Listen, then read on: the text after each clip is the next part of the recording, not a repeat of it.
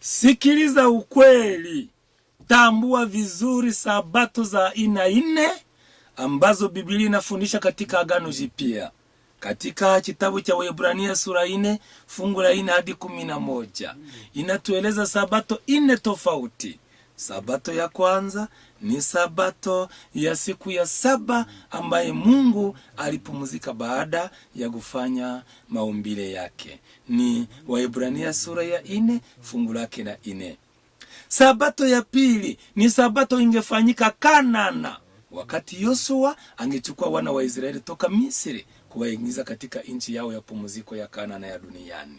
Udasoma vizuri Waebrania 4 fungu lake la 8. Inasema Yoshua angewapumzisha kama hangeweza kusema juu ya siku nyingine. Sabato ya tatu ni sabato ambayo Biblia inasema katika fungu la 6 la Waebrania sura ya 4 inasema kwamba ni sabato ya katika Kristo. Inaonekana katika Mathayo sura 11 fungu la 28.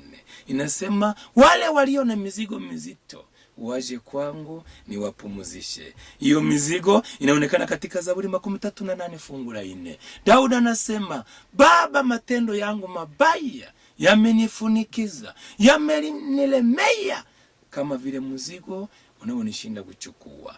Inaonekana sabato ya tatu katika Waebrania sura ya 4 fungu lake la 6 inasema juu ya sabato ya kupumzika katika Yesu Kristo.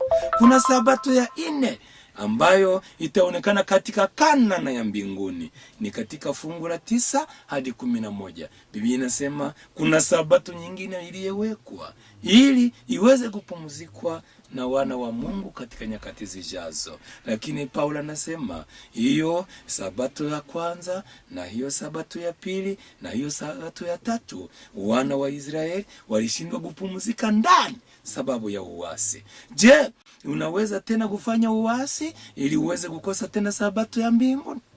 Hizi sabato 4 lazima zielekwe vizuri. Sikiliza ukweli.